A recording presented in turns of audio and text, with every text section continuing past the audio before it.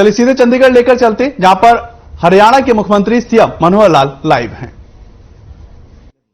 किसी भी गांव का रास्ता जो मार्केटिंग बोर्ड के साथ, मंडी के साथ जोड़ना है, वहां कुछ नई मंडियां बनेंगी, उसके लिए हो सकता आवश्यकता पड़े, लेकिन वर्तमान में जो मंडी स्ट्रक्चर है उसकी हर गांव तक की अप्रोच 31/3/24 तक हम सड़कें कंप्लीट कर देंगे। साथ साथ फिर रिपेयर का काम चलता रहेगा।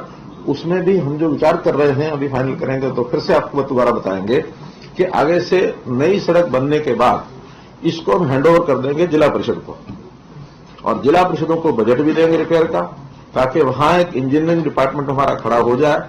उनका चूंकि बहुत बड़ी संख्या में होता है, स्थानीय तौर पर हमारे जिला परिषद को ठीक से ज्ञान होता है, जल्दी से वो रिपेयर भी करा पाएंगे। यहां प्लानिंग में, योजना में, रिपेयर में समय ज्यादा लगता है। एक दूसरी बात, अब जो नई सड़कें बने, तो पहले हमारी जो मेथोडोलॉजी है, उन सड़कों का जो प्रकार है वो WBM को क्या कहते हैं, वाटर बॉर्न। हाँ, तो वो थोड़ा उसकी जो क्वालिटी होती है, उसका जो स्पेसिफिकेशन होते हैं, वो उतने बढ़िया नहीं होते हैं जितने PWD के होते हैं। तो इसको हम बदल करके और अब सब सड़कें ब्लैक टॉप बनेंगी, और ब्लैक टॉप बनने के बाद उनकी आयु, खर्च ज्यादा आएगा, लेकिन क्योंकि अब गांव में भी वाहनों का आना जाना, ट्रैफिक का जो काफी संख्या उसकी बढ़ गई है, अब मूवमेंट जो है गांव से भी वाहनों की काफी होती है, तो जल्दी सड़कें न टूटें, इसलिए उसको ब्लैक टॉप करने का उस पर बजट थोड़ा ज्यादा लगेगा, लेकिन अब आगे से वो सब करेंगे। कुल मिलाकर के लगभग 12,500 किलोमीटर सड़कें मार्केटिंग बोर्ड ये बनाई हुई है, और जो रिपेयर करते हैं ये इसका साइज है। दूसरा है B&R। इसी प्रकार B&R की भी उनकी सड़कें तो खैर डिमांड ज्यादा है, लेकिन फिर भी हमने जो अभी प्रपोजल बनाया उसमें सभी 90 की 90 विधानसभा क्षेत्रों में हम लोगों ने सड़कों का जो चयन किया है, और वो भी विधायकों से, काफी लोगों से बातचीत हुई है और भी करेंगे। लेकिन जो इम्पोर्टेंट सड़कें हैं 90 विधानसभाओं में, वो अगले 1.5 साल में कुल 2750 किलोमीटर सड़कें बनेंगी। 1150 ये सड़कें हैं, बनेंगी या रिपेयर होंगी, और इस पर 1660 करोड़ रुपया ये खर्च आएगा। इसकी प्लानिंग डिपार्टमेंट ने बनाई है। अब अगले 15 दिन में, 1 महीने में सारा इसका क्लियरेंस लेकर के, और हम जो है टेंडर की प्रोसेस पूरी करके इस काम को चालू कराएंगे। छोटे काम हैं वो जल्दी हो जाएंगे, थोड़े लंबे काम है वो वही फिर मार्च 24 तक ये कंप्लीट करेंगे। और इसके बाद मैं समझता हूँ PWD की भी जो छोटी सड़कें हैं, ग्रामीण क्षेत्र की हैं, वो काफी कंप्लीट हो जाएंगी। फिर तो बाद में रिपेयर का काम बचेगा। हमने अभी बजट सेशन में कहा था कि आगे से नई सड़कों के साथ साथ रिपेयर के काम पर भी प्रमुखता रहेगी, तो बजट का 50% रिपेयर में ही लगाएंगे, ताकि रिपेयर की जो शिकायतें हैं वो न आए।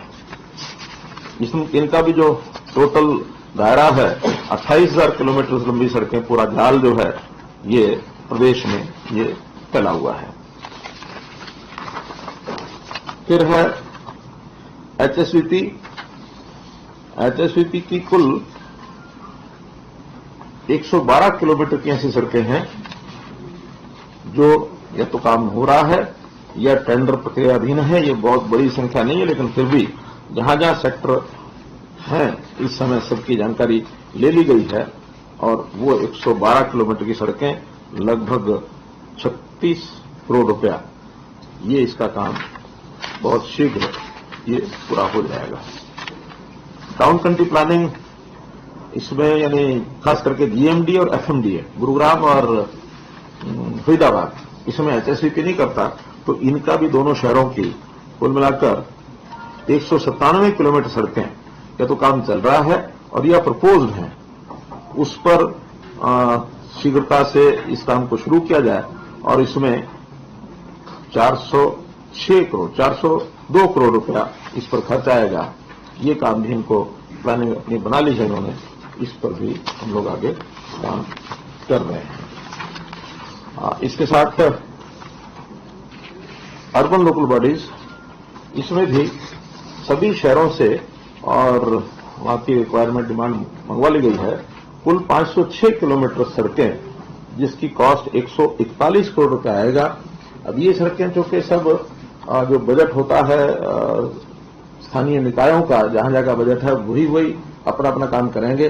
केवल उनको टाइम बाउंड कर रहे हैं कि 15 दिन में वो सब लोग उसका प्रपोजल बना करके और अपने जगह ये टेंडर निकालना उनका काम है।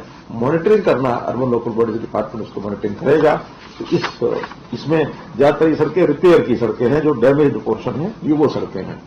नई सड़कों के लिए एक योजना जिसकी मैं अभी घोषणा कर रहा हूं और वो भी आपके माध्यम से ये मिलेगी कि शहरों की जितनी नई सड़कों का प्रपोजल आएगा उसमें हम उनको जो सामान्य बजट हम पहले से देते हैं, यानी स्टेट फाइनेंस का, सेंट्रल फाइनेंस या अन्य स्कीमों का, तो अब ये नई सड़कों की एक स्कीम, इसमें पहले तो सारी सड़कें स्थानीय बॉडीज को बनवानी होती थी, लेकिन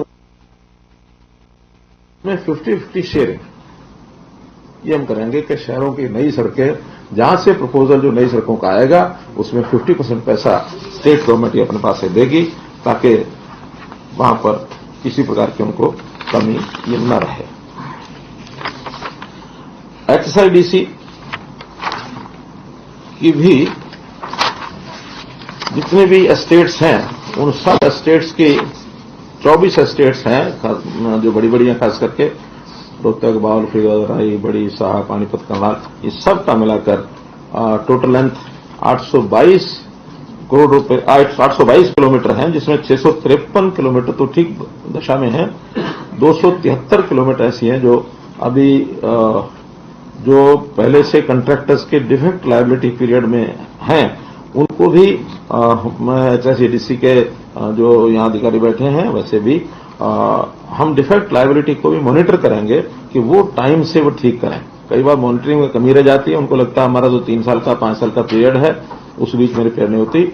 हर 6 महीने में उनकी सड़कों की सर्टिफिकेशन ये HSIDC के अधिकारी करेंगे कि वो किस कंडीशन में है, और अगर कंडीशन ठीक नहीं है तो टाइम बाउंड तरीके से वो ठीक करें, नहीं तो उनको फाइन करें, नहीं तो ब्लैकलिस्ट करें, नहीं तो उनको उनका काम फिर वर्क चार्ज के नाते से दूसरा डिपार्टमेंट से करा के पैसा उनसे चार्ज किया जाए। और अभी जो डिपार्टमेंट ने खुद करनी है वो 168 किलोमीटर है, जिसके ऊपर 74 करोड़ रुपए का ये खर्च आएगा। ये प्लानिंग HSIDC ने अपनी जो है ये बना ली है। तो ऐसे ये सब विभाग सड़कों के इस काम को पूरा करेंगे। ये हमने पिछले 15 दिन में 2 बार सभी विभागों के साथ बैठ करके और ये सब किया। इसके साथ दूसरा विषय है शिक्षा। शिक्षा क्षेत्र में जिसको मैंने बताया, लंबा इतिहास अगर मैं करूं तो पिछले 17-18 साल में 2004 के बाद स्कूलों की संख्या ये कम ज्यादा होती रही है, और कम ज्यादा होने का कारण भी डिमांड जो है वो ज्यादा उसका एक फैक्टर रहा है। डिमांड के साथ साथ वहां की बच्चों की संख्या और वहां की कितनी आवश्यकता है इस पर शायद पहले कभी ध्यान नहीं किया गया, और उस डिमांड में number of teachers, number of students के हिसाब से, या एक जो बड़ा विषय पिछले सालों से चलता रहा जिसको बहुत ध्यान नहीं दिया गया कि एक भवन में 4 प्रकार के अलग अलग स्कूलों को 4 स्कूलों की मान्यता दे दी। यानी एक ही भवन में वहां पहली से 5वीं प्राइमरी स्कूल है, उसी भवन में 6ठी से 8वीं मिडिल स्कूल है, उसी भवन में 9वीं से 10वीं हाई स्कूल है, और उसी भवन में 11वीं 12वीं सीनियर सेकेंडरी स्कूल है।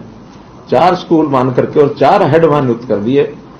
ये नहीं ध्यान में रखा कि एक जो स्कूल है जिसको मानो 9वीं 10वीं है या 11वीं 12वीं है, 2-2 क्लासेज हैं, कई बार तो सेक्शन ही एक होता है, और वहां टीचर जो के सब्जेक्ट वाइज होते हैं, तो जिन टीचर्स को एक मिनिमम पीरियड 30 पीरियड 35 पीरियड पढ़ाने होते हैं सप्ताह में, उनको पढ़ाने का स्कोप ही नहीं है।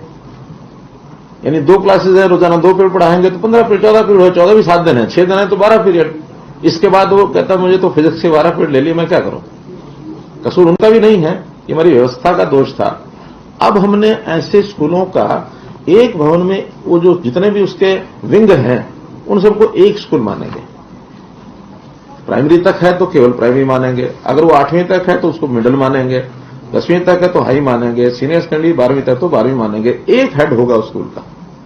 बाकी सब विंग इंचार्ज रखेंगे ताकि उस विंग की छोटे मोटे जो एडमिनिस्ट्रेटिव काम है उसको वो देख सकें। लेकिन हेड एक होगा और वही सभी टाइम टेबल से लेकर के और टोटल बच्चों के वेलफेयर के नाते से जो जो स्कीमें होंगी वो बनाएंगे। 11वीं 12वीं का भी जो पीजीटी टीचर है वो 9वीं 10वीं को भी पढ़ा ही सकता है, ऐसा नहीं पढ़ा सकता, तो उसको पढ़ाने के लिए 4 क्लासें मिल जाएंगी सब्जेक्ट वाइज। 4 सेक्शन अगर वो डेली मिलते हैं तो 6 चौक 24 तो हो ही जाएंगे। और भी इसकी अतिरिक्त विषय भी एक अध्यापक कई बार एक विषय के बाद दूसरे विषय के भी उसको पहले ही पूछा जाता है भी आपका सेकंड सब्जेक्ट कौन सा होगा, तो जो सेकंड सब्जेक्ट है उसको तालमेल बैठा करके और टाइम टेबल में उसको जो मिनिमम पीरियड है आगे एजुकेशन को लोग हाँ कितने होते हैं पीजीटी 36 पीरियड होते हैं पीजीटी टीचर के, तो सप्ताह के 36 पीरियड उसको पढ़ाने को मिल जाए तो एक तरफ तो उसको काम पूरा मिलेगा, दूसरे स्टाफ जो है वो जो बार बार रहता है कि कम है उसकी पूर्ति हो जाएगी, और तीसरा सरकार का खर्च भी हो जाएगा। एक ऐसी स्थिति आपके सामने मैं रख रहा हूं जो मैं भी खुद बड़ा हैरान हूं कि देश भर में पर student per year school class तक 12वीं तक सबसे ज्यादा खर्च हरियाणा का है। फिगर मैं नहीं कोट करूंगा क्योंकि अभी मुझे उसमें जरा और ऑथेंटिसिटी उसमें चाहिए, जरा डिपार्टमेंट से मैंने मांगा है, लेकिन इतना जरूर है कि ये बजट और ये खर्च पर स्टूडेंट हमारा सबसे ज्यादा है। इसलिए इसके कारण से कठिनाइयां भी हैं और उसी कारण से न आवश्यकता होते हुए भी पिछले सालों में खास करके कांग्रेस के समय में सीट्स को क्या सैंक्शन कराना, नंबर ऑफ पोस्ट सैंक्शन करा लो, सैंक्शन पोस्ट में और आवश्यकता में बहुत बड़ा गैप है, जिसके कारण से बार बार ये कहते हैं कि इतनी पोस्टें खाली हैं। मानो उदाहरण के लिए हमको आवश्यकता है 80,000 टीचर की और सैंक्शन है 1,26,000, 80,000 तो आज है, आवश्यकता 95,000 समथिंग है, तो 25-30,000 तो पोस्ट सैंक्शन ज्यादा है, आवश्यकता कम है। अब ये आलोचना स्वाभाविक होगी, तो इसलिए हर साल रिव्यू करेंगे, रैशनलाइजेशन करेंगे बच्चों की स्ट्रेंथ के हिसाब से, क्योंकि एक जो बच्चों का रेशो टीचर पीपल रेशो 1:30 ये एक आइडियल है। हमारे यहां कभी 1:20 हो जाता है, कभी 1:21 हो जाता है, कभी 24 हो जाता है, 30 तो बहुत दूर की बात है। इसलिए इसको एक रैशनलाइजेशन करके और इस काम को हम करने वाले हैं। इसमें एक विषय है ट्रांसफर ड्राइव। ट्रांसफर ड्राइव 2016 से हम कर रहे हैं और हमारी पॉलिसी ऐसी है कि पूरे देश में काफी प्रांतों ने इसको अडॉप्ट किया है और इसका जो सेटिस्फेक्शन लेवल है आप तो वहीं पर आप सीएम मनोहर लाल को सुन रहे थे। रूट और शिक्षा नीति को लेकर वो एक विस्तार पूर्वक समझाते हुए नजर आ रहे थे और जहां जहां ज्यादा खर्चा है उसको लेकर भी बताते हुए नजर आ रहे थे। फिलहाल के लिए इतना ही, नमस्कार।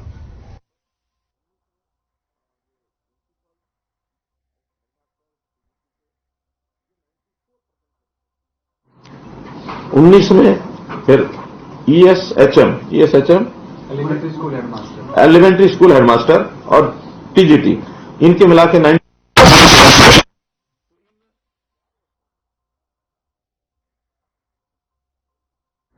89,000 टीचर्स के ट्रांसफर हुए हैं और ओवरऑल लगभग 93-94%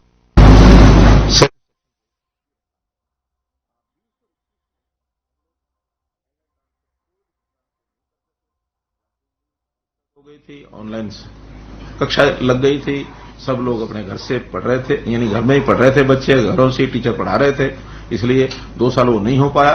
अब इस वर्ष वो टीचर ट्रांसफर का सिलसिला सारा शुरू किया है।